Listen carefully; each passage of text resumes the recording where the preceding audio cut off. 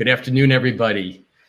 I'm Jeff Corbin, and I am Senior Advisor at Staffbase for Strategic Internal Communications Consulting. And I'm really excited to moderate today's panel discussion on a subject that is incredibly near and dear to me, engaging the deskless workforce.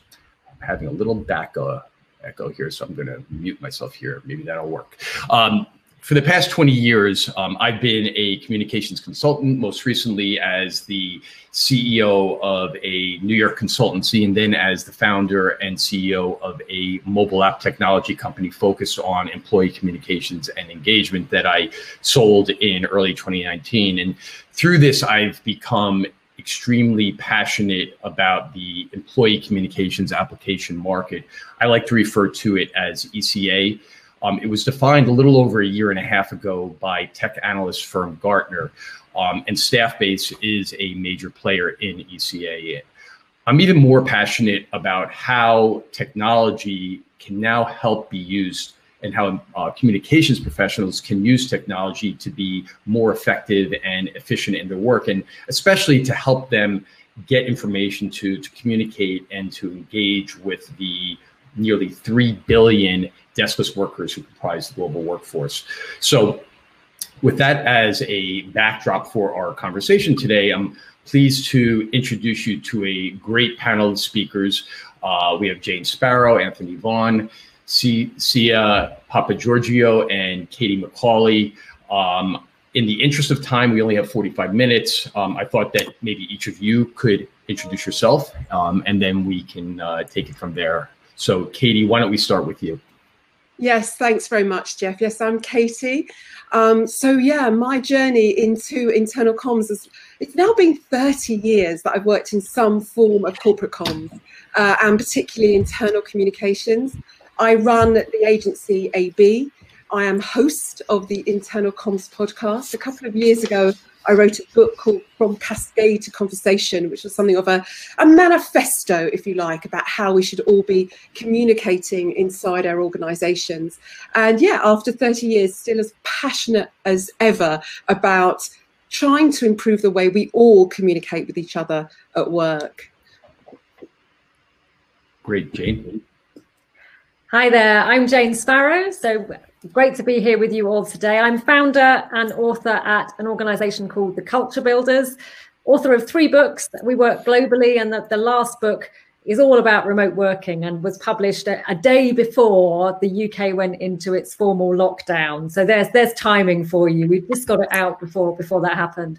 And my passion is culture, communication, change. So I'm a culture expert, a communication and people expert. All really the work I'm doing now is around how do we keep productivity high in this ever-changing world. So lots we could talk about, and look forward to sharing a few stories today.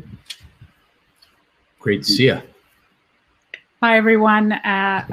Very big hello, good evening from Melbourne, Australia, where we're still on lockdown. I'm very happy to be here with all of you this evening. I am an internal communication consultant and trainer. I teach strategic communication. I have been working in the communications profession for around 25 years now. I am passionate about helping employees realize the value they bring to their organizations, and I'm very passionate about helping leaders become better communicators. So that's my story. I'm also very involved in the profession. I'm the immediate past president at IABC Victoria, and I am the vice chair at the Global Communications Certification Council. Awesome. And last but not least, Anthony. How you doing, guys? I probably have the least credentialed background, but I'll do my best to try to give you guys my background. Started a couple companies early in my career, dropped out of university at 19, started a company, did well, started a second company, did well, but I made a lot of mistakes as it pertains to employee experience and leadership. And I had a great mentor, passed on a few books, passed on a few research articles, passed on a few case studies, and I just got drawn in. And so now I've become nothing but obsessed with all things employee experience over the last probably the better half of 7 years now. I then pivoted from being an entrepreneur and became a VP of people for the last 5 years, rather, for 2 startups that I'm very passionate about. And so for me, you know, I run a company called the E1B2 Collective, employees first, business second. I'll have a very spirited debate any day of the week that's the way it should be run. I have a football background, so I can get intense at times. But at the end of the day, I just love everything about employee experience. I think there's a lot of good that can come being very strategic and operational about how you, again, embed that employee experience within your company. I think it needs to be more of a focus. And so that's kind of the lens that I come into as it pertains to internal communications. And so, again, I'm excited here. E1B2 Collective builds a lot of great products and services. It's a kind of a holding company, if you will. So I have a lot of great partners, and I'm really excited to be. I'm hoping that the decorum of today's discussion is a little bit more calm than what we experienced here in the U.S. a couple of days ago. I'm sure it will be. In advance of today's discussion, we solicited questions from those who had signed up to participate in today's conference, and we handpicked a handful of them that we thought would be most relevant and also that were the most frequently asked. So I'm going to pose the first question. I'll ask one of you to share your thoughts, and then, of course, the rest of you can chime in. Let's start off by talking about the impact that the COVID-19 pandemic has had on our work as internal communications professionals. I think we would all agree that the non-desk worker has, for the most part, been at a disadvantage, and some might even say that they've been disenfranchised when it comes to receiving solid and frequent communications, just given the fact that they're not sitting in an office setting. They don't necessarily have access to computers. They don't have email, access to intranets. This, in turn, has made our job as communications professionals more difficult. So, Jane, why don't we start with you? What has your experience been, and how has this changed as a result of COVID-19?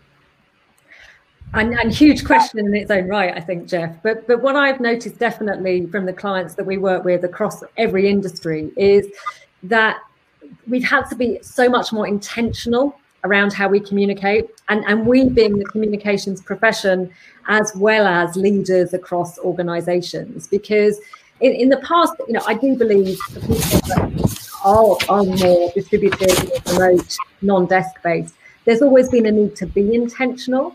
But what we've seen happen with the impact of the pandemic is that people are incredibly busy, busier than they've ever been. And everything's become a little bit more structured because that's the way people have coped with being busy. And so diaries have started to govern, the diary calendar has started to govern the way we communicate.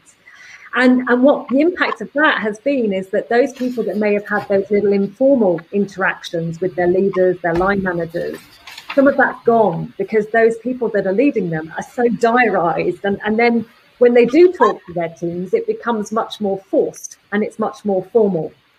So I think there's something there definitely around, remembering that the informal needs to be there as well as the formal communication is a core point. I think the other thing we've noticed as well is that there's a real need, to be intentional around the type of communication. So the information sharing, actually, ironically, in some cases, we've seen that get better.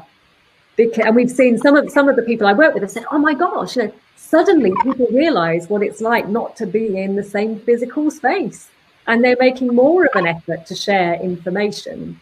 But what has been missing in many cases that, again, we need to be mindful of is, again, the more human side. So actually, how are you feeling?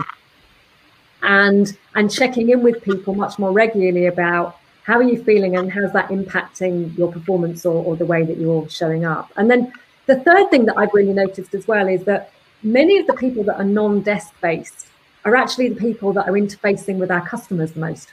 So we do a lot of work in energy. One of our clients is a big green energy company, and they've got these phenomenal meter readers that are out there, and they are the interface with the client. And they have become even more important than ever to keep motivated and keep positive, because what they're experiencing is very often the low points of their customers. And one of the things that we've done with people like that, and in Asia, in stores, where we work in a number of businesses who have got retail stores, is help people realize that if they are being interfaced with the customer physically rather than on a phone, they can make the difference to a customer's life in terms of whether they feel good or whether they're feeling low. And so just helping those people see the power they have to make a difference to people's lives day by day is much greater because they're not sat behind a computer or a desk. And so helping them see the real value in what they do in a different way has really unlocked a passion and a feeling of motivation in a very difficult world for many people that are non-desk based. So there are three of the things that I think I've noticed in terms of the impact, but also the positivity that's come out of it. If we're intentional, if we help our customer-facing people realise the impact they can have, and if we're asking people not just how are you and how do you feel, but listening to that answer and then having those little informal interactions as well. Great. Any reaction from the other panels? I've been quite concerned about non-desk based employees over the last few months because I think there's been a lot of conversation about how we're all, the highs and the lows of working from home. These are people who have never been able to work from home and they can't work from home now. They have been, the front line is a lifeline in this crisis, and where they work has got more difficult, more unpredictable. So, I feel that actually it's a so important conversation because we need to shine a light on their needs and their wants, and particularly solve the technology and the content problem of reaching and engaging with these workers. Because I just think there've been 77% of the global workforce doesn't have a desk. This really needs to be looked at, I think. And that existed pre-COVID-19. Exactly. And all the conversations we're having tend to be about, as I say, the highs and the lows of being able to put the washing in because our desk has moved from our office to our kitchen. These are people that have never had a desk. So, yeah, it's a really important conversation. Right. So 77% we were challenged before COVID. Now we're 99% challenged. Exactly. Anthony, Sia, any thoughts from you? Yeah, I just wanted to say too, I think it's also forced us as internal communication professionals to be a little bit more creative in our approach and to be a little bolder as well. There's an organisation here in Australia called Healthscope, and they're our second largest private hospital and healthcare provider. And this is an organisation that had very little infrastructure for internal communication before. 90% of their organisation is non-desk. They're 60% nurses. The other, 30% are non-clinical support staff. Before COVID, they had very little in the way of communication for their workforce.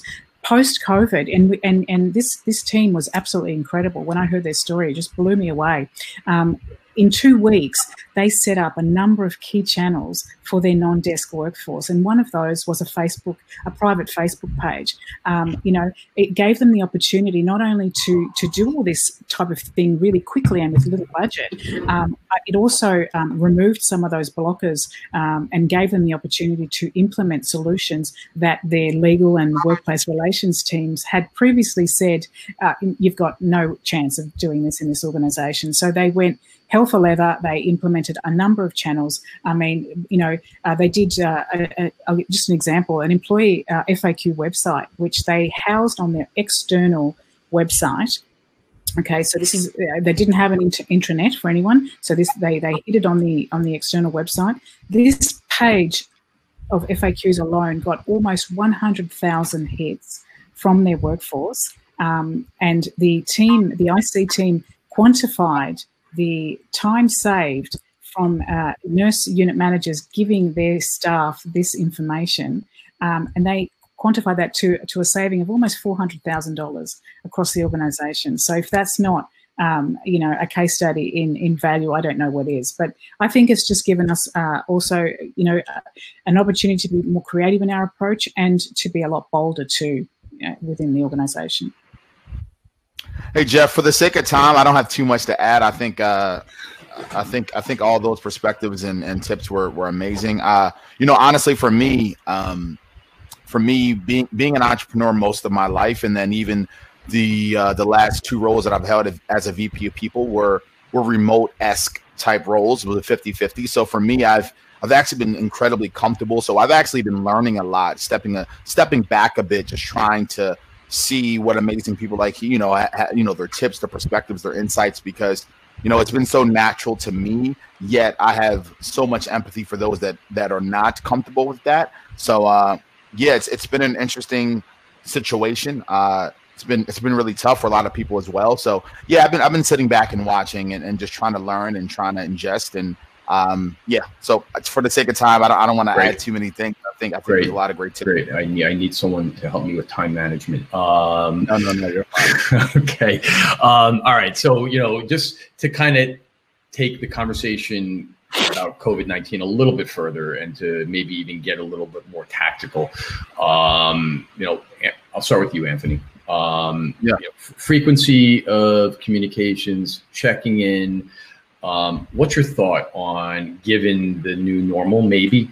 What's your thought, the fact that given that people are now sitting all over the place, you know, how often should companies be reaching out? What should the context of the discussions be?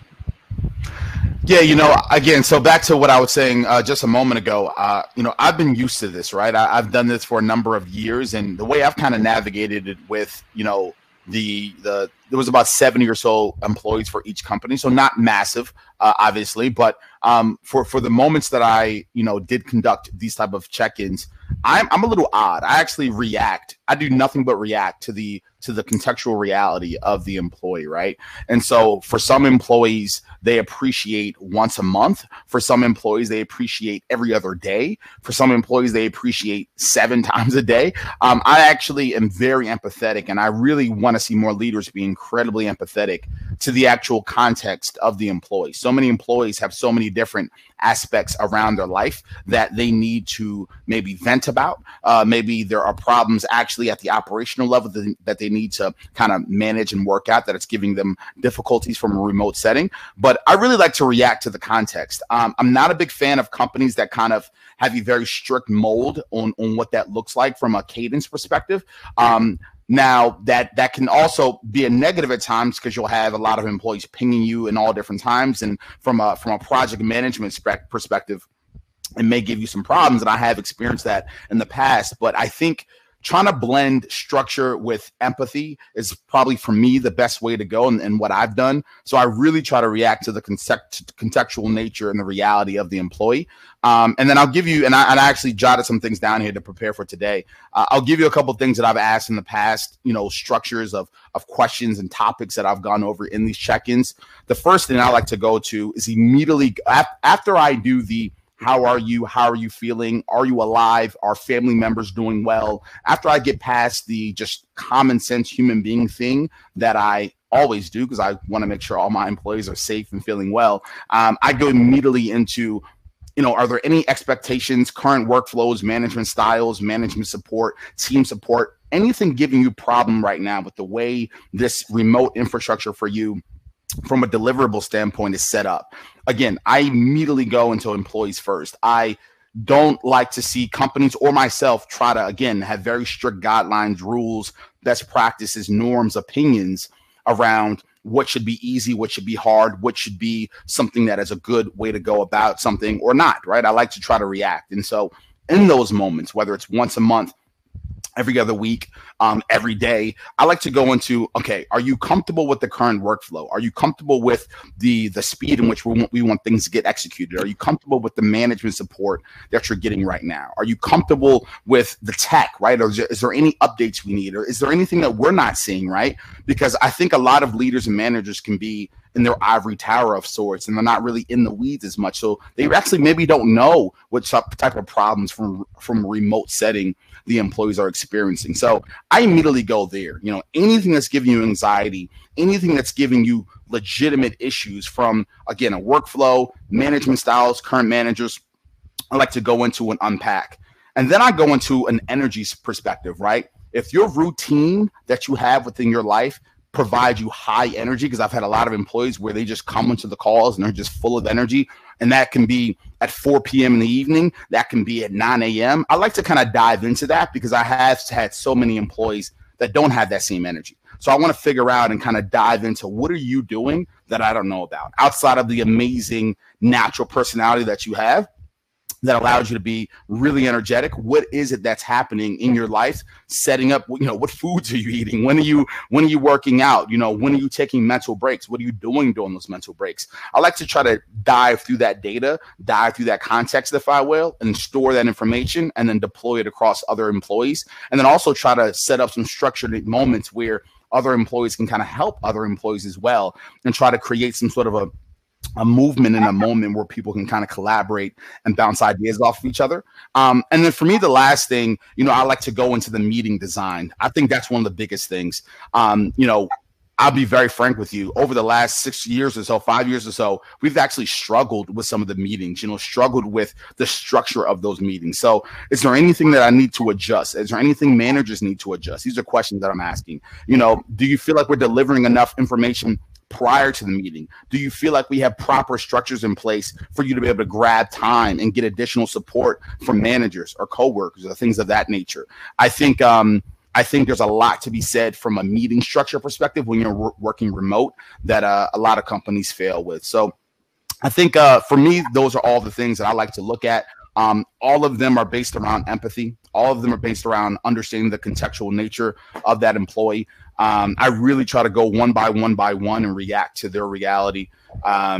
I know that may not be scalable and practical for all that may be listening to this, but if there's any sort of blend of scale and empathy and contextual nature that you can try to figure out, I always try to lean into that. Great. Anyone have any reactions to what Anthony just said? I think it is scalable, actually, if you use audience personas, because if you've got 10,000 employees, you can certainly try and segment around both demographic and psychographic needs. I think to summarize what Anthony said, which I think is brilliant, the big, what do you need to do? You need to ask. You need to ask. We would never have our marketing department carry out some campaign or some product launch without customer insight. So we need employee insight. Employees will tell you what they want, as Anthony's found out, especially if you ask really intelligent questions that lead to broad understanding. I think that's the answer for a lot of these problems we face with how do you reach people and how do you interact with them. People will tell you if you ask. Absolutely. Go on, Thea. Sorry, I was just going to say, just on that point, brilliant insights, Anthony and Katie. The bottom line is you just have to get to know your people, and the only way you're going to get to know your people is if you immerse yourself in their environment. I worked with a company a couple of years ago that manages the electricity transmission network on the east coast of Australia, and they had a manager there who was an example of what you would call a real key influencer in the organisation. Now, she was in a manager's position, but she had built this wonderful trust over time with the non-desk workforce, and she was seen as someone who was working in the best interests of the front line, and she was really seen as one of them. And her approach was very authentic. She would go out to these sites. There were multiple sites, and she would go out and visit these people, and she would ask them how they were doing, where they were. So if it was safe to do so, she would go there where they were working, and she would just speak to them. How's your day going? What are you doing? What challenges do you have? What are your problems? And she helped the organisation, build credibility in the communication effort and driving word of mouth. So, absolutely get to know your people. And right now, that empathy piece is really important because people are struggling. This is a traumatic experience, So I think it's also important to focus on not only what's changed and what's changing through COVID, but also what's staying the same, because people need that sense of normality. I agree with all of it. And if I may just add a couple of other points. And one is about on those check-ins, what is it we're trying to do with them? Because to your point, Anthony, sometimes it's a check-in to see how they're feeling. Others it's because you need to share something. And the big thing around it is when we check in with people, one of the fundamental opportunities we have, whatever reason we're checking in with them for, is to help them feel valued.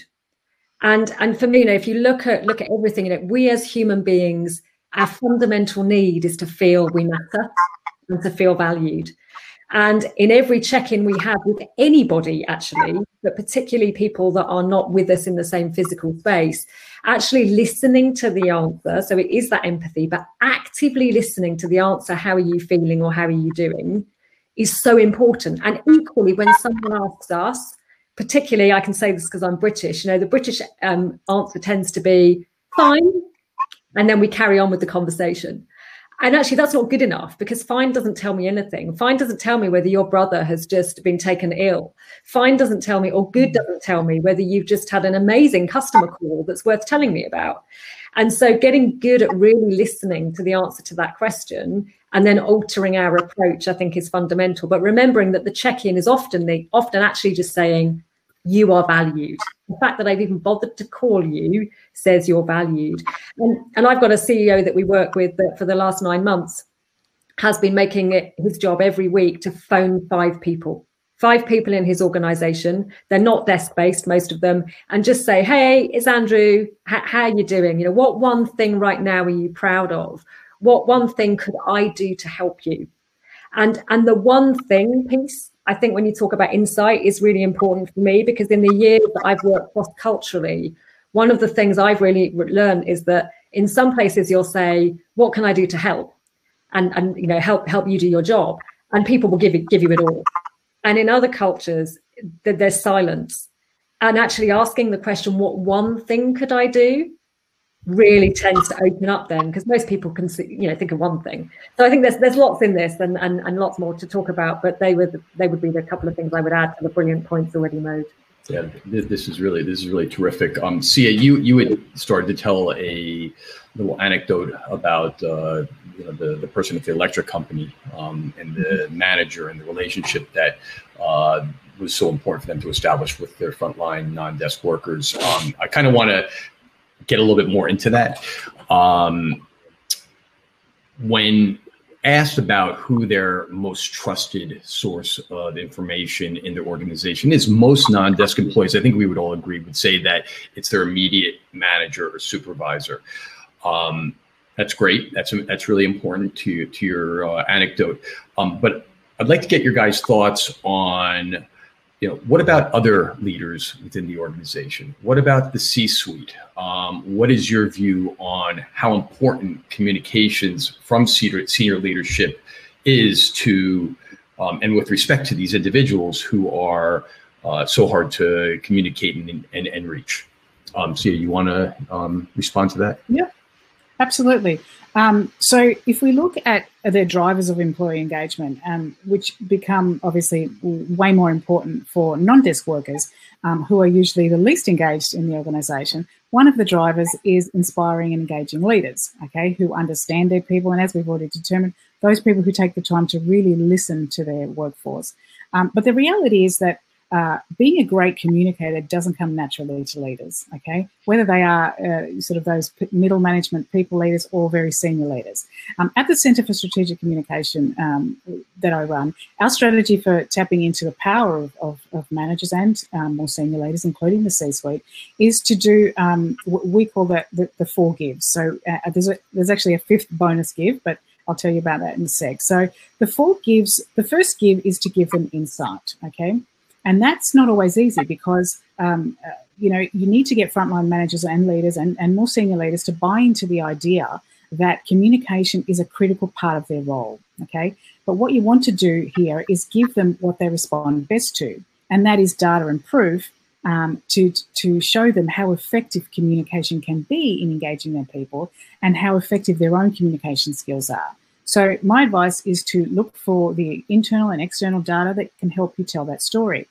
Certainly from an internal perspective, some of that data should already exist in your organisation through your engagement survey results or any other communication research you conduct in your organisation. And there's usually a light bulb moment with leaders when you present them with a true picture of what their people think of their communication skills. Okay, so the first is to give them insight and putting communication on their radar. The second give we talk about is to give them training, okay? You can't expect a frontline manager or even a senior leader to be an excellent communicator without training, okay? And in many situations, I know, you asked me about senior leaders, but I also want to make the point about frontline managers. Many of them have been placed into these roles with no preparation, no training, and in some cases, no ambition to be a people leader.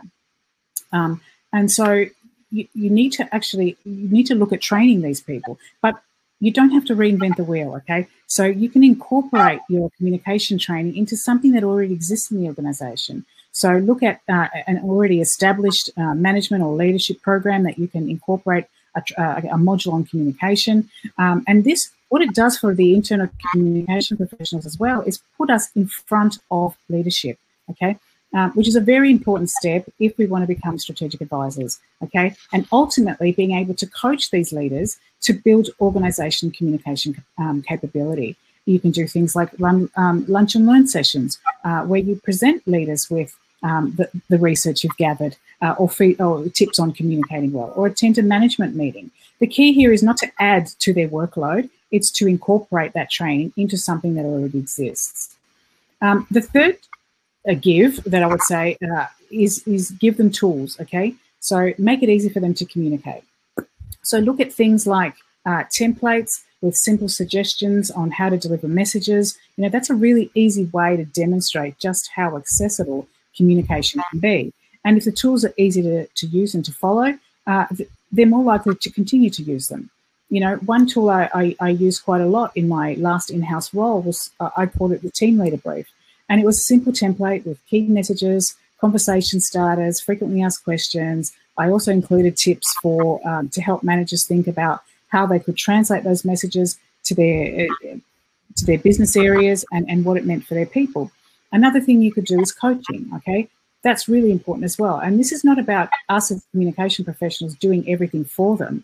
It's about supporting them in their role as communicators, because we want to see leaders, we want them to see for themselves just how that they're succeeding, and by coaching them, providing them with those tools, with those tips, with those techniques, they understand the outcome from communication is something that they have achieved.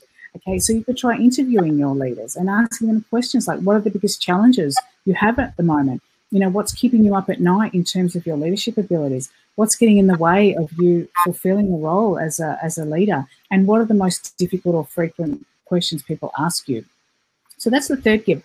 The fourth give is to give them measures and rewards, okay? So to demonstrate to leaders that they're making a difference through their communication efforts. The more we can collect and give to them, the more they're going to feel in control of what. Oh, she paused. I think we have a little internet issue. Anthony, were you going to say something? Until Sia comes back. Yeah, I was biting to jump in there. I had a thought, and Jessica from Staff Bench, she may know this. I always tend to shake things up a bit, so I have a thought. I agree with everything Sia is saying, but here's one little, I guess, adjustment I would say. I throughout my years have always had a problem when I see managers that are in place that don't naturally have great communication skills. I'll just make a very bold statement. I believe there's a lot of money wasted when you are training managers around getting to at least a competent level from a communication standpoint, where I think that should have been already a natural skill to begin with. I think there's a set of competence. I can't even talk here. I think there's a set of skills that every manager should have at a baseline level. And I believe communication, empathy, flexibility with your communication, being able to be really flexible with different types of personalities should be natural. Thank you, Mom. If you're watching or if you're ever going to listen to this, you gave me that. And I'm able to kind of talk to all different types of people. And I think, and I guess that's the only slight thing I wanted to say. And if, anyone listening has a leader in place that they don't have that, again, I'll make a really bold statement. I don't think they should be an employee-facing leader. I think there's a lot of other leaders in organizations. I think there's tactical leaders. I think there are, strategic leaders that are placing strategy behind the scenes. I think there are technical leaders. I think there's a lot of different types of leaders. And so the only thing I'll push slightly back to the macro perspective, not necessarily Sia personally, is just if that does not come at least at a baseline natural to you, I just personally don't think you should be in place as a leader. Personally, being in front of the employees. I'm a crazy guy here, but that's just one man's point of view. Not crazy at all. Jane, Katie, any thoughts? I would just say, I think everyone has a medium. I would just say that. So there are some people that are terrible on stage with script. They freeze and they start sounding like a robot. There's some people that are fantastic on a podcast when there's no vision and you can just engage them in an unscripted conversation. So I would just say, fine. Almost everyone has a medium. It's just up to us as IC people to find the best way of tapping into that person's story and what they want to say. And I think we can often get there, but you have to spend time with that person to really understand what's going to help them open up, really. And there's a couple of things I would add, and I love your perspective, Anthony, and I love you coming in with something bold, which is probably not as bold as it might seem, but to me, there's a lot of leaders and particularly line managers that I come across where actually they've got the competence, but what they don't have is the confidence. And actually, I think there is something here around our role is building up the confidence and that positive kind of reinforcement of that really worked, do it again is really important. So I think there's something there for me around how to build more confidence among people.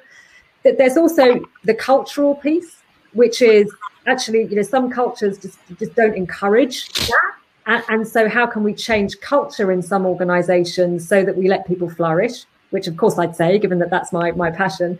But then the third area I think is really interesting is around communication versus connection. So, lots of people will say, we want more communication. We go in and do culture audits and there's a theme around more communication. And we go, hang on a minute. Is this more communication, or is actually what people want more connection? And I think if we can help managers of every level and leaders of every level connect with people better, then actually by nature of that, often communication comes, and it comes in a more authentic way. And it might not be the big inspiring stuff, but actually people get connected, then actually that's often what they're looking for. So I think there's a number of different dimensions which are interesting to explore with this. And I don't disagree with you, but I'm building on it, Anthony.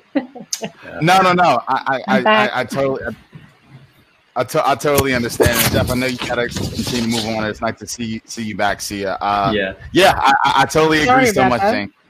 No, it's the difficulty with the internet. Sorry, great. I lost connectivity there. Yeah, we're glad to see you back, and now we see Katie. But see, if you wanted, you would mentioned a few points. If you want to, I think you had one or two more that you wanted to hit on, and then we'll move on to our last question. Sure. So I think I got up to give them tools, which you may have heard, and then I talked about give them measures and rewards. The final point I want to make is we need to give our leaders a break. Okay. They are all things to all people, and especially through COVID, they have to play the role of psychologists as well. So our role as internal communicators is to really support our organizations to communicate more effectively and to focus on building leadership communication competency rather than do it for themselves. I just want to give you a quick example from an organization here, Metro Trains, which is the Melbourne version of the London Tube. And they have a couple of really great, clear key messages to their leaders, whether they are frontline managers or more senior leaders, about communicating and their role in communication. And there's only three messages. The first is communication doesn't have to be complicated. Okay, meet your people where they are. If that's a morning toolbox talk, or you've got 5 minutes between the change of shift, then that's where you communicate. You have a very small window to communicate with the front line. This one is particularly important for senior leaders in the C-suite. Visibility, I'm not sure if you covered it while I was gone, but visibility is absolutely critical. Being present is so important. They might not be the best writers, leaders, or the best presenters, but they can get out there, they can say hello to their staff, they can get to know them, they can get to know what their challenges are, and all the research I've done with organizations around the world when it comes to internal communication, the biggest issue for the frontline, for non-desk workers, is senior leader visibility, okay? And finally, always have particularly important now during COVID, always have a place to go for questions, okay? It's okay to not have the answer to everything. And right now during COVID, nobody's expecting a senior leader to be, a mini chief health officer, okay? There are official channels you can direct people to. It helps with their anxiety around communication as well. And so they're just some tips that Metro Trains have shared with me, and I thought I would share them with you. But yeah, absolutely give them a break. Terrific. Thanks very much for that. I'm glad we got you back, Sia. Sorry about that. It's all right. This is our last question. I'm being very mindful of the time. We don't have a whole lot more time available, but this is a topic that is very important. It's one that I've heard a lot in my work in communications, especially when I was running a mobile technology company. It has to do with content and the importance of content to engaging the deskless worker. To the extent that there are newer internal communication solutions like a staff base, as well as different channels that exist for communicating with non-desk employees. What are your thoughts on content, the types of content, the frequency of it, and what type of content is going to help to keep the employee from, constantly scrolling and trying to find something that's of interest to them? Katie, you're smiling as though you have a opinion on this. Why don't you share it with us? When you say scrolling, so the stats say that we scroll through 300 feet of content, mobile content every day. To put that into context, that's roughly the height of the Statue of Liberty. I don't think just because we employ them, employees owe us their attention. I think we have to earn it. And I also think that's getting harder. And we're not just up against ourselves and all the many different functions and divisions in our business that are also communicating directly with these employees. We're up against, the Facebooks and the Instagram and these massive platforms that are spending millions. Okay, that's our competition as well. But I do think we have a kind of hidden strength. And if you look back to the March Edelman Trust Barometer, 10,000 people, 1,000 different countries, asking people, who's your most credible source of information? Who's your most trusted source of information? My employer. 18 points ahead of government, the media, business in general. So people do want to hear from us, but we've got to make that content really easy to find. We've got to make it quick to digest, and we've got to measure its performance. We've got to understand what's working with our audience and what isn't. I interviewed Steve Crescenzo, which some people might know, on my podcast yesterday. And he said, look, we've got to stop writing about these P's, products, procedures, policies, processes, and start writing about the other P, which is people. And I genuinely believe that if you go to go through the lens of people with every story, every single person in your organization has a great story to tell. You will not find it in a PowerPoint deck or an email exchange or an internal report. You have to go and actually speak directly to people, virtual conversations with people to get those stories. That will make your content fly, and it will stop thumbs, I think, from scrolling, I reckon. That's great. Other thoughts in the few minutes we have remaining? I would just add to that when it comes. Sorry, go ahead, Sia. I was just going to say, to add to that, I just wanted to say that it's really important that when you're developing your content strategy, or your annual internal communication strategy, or whatever you do in your organization, it's important to get input from the employees as well. So not only create content we think they want to read about and hear about, and yes, everybody knows that it's about the people, but get them involved in what they actually want to hear about and read about as well, and their leaders as well, because they know their people better than we do, and if we don't have close access to them, it's very important that we go out and seek that information. Great. Anthony, you had one more comment I think we have time for. Yeah, I see it. We're probably down to like 45 seconds here. Just internal podcasting. I think I talked about this in the last stat base. I'm big into podcasting. I'm big into having employees kind of be able to check in on demand and listen to things. And I really like when I see internal managers and employees that actually lead the effort of the podcast and create the type of communications that they think other employees and other managers internally want to hear. So not having to be so top down, having to be more middle to low, I think it's really interesting when they put on a podcast and not being so particular or micromanaging over the content, just kind of letting it be a free-spirited, natural flowing stream of information that's easy to digest. I'm a big fan. Terrific. So we are now at 9 o'clock. Jane, Anthony, Katie, Sia, this is a great way to kick off the Voices Conference. I want to thank you so much for your participation. It was great to meet you, and I look forward to having many more conversations together. It was amazing. Thank you very much, and have a great day. Thank you, Jeff. Thank Thank you. you. Enjoy the rest of the conference. Enjoy, everybody. Thank you.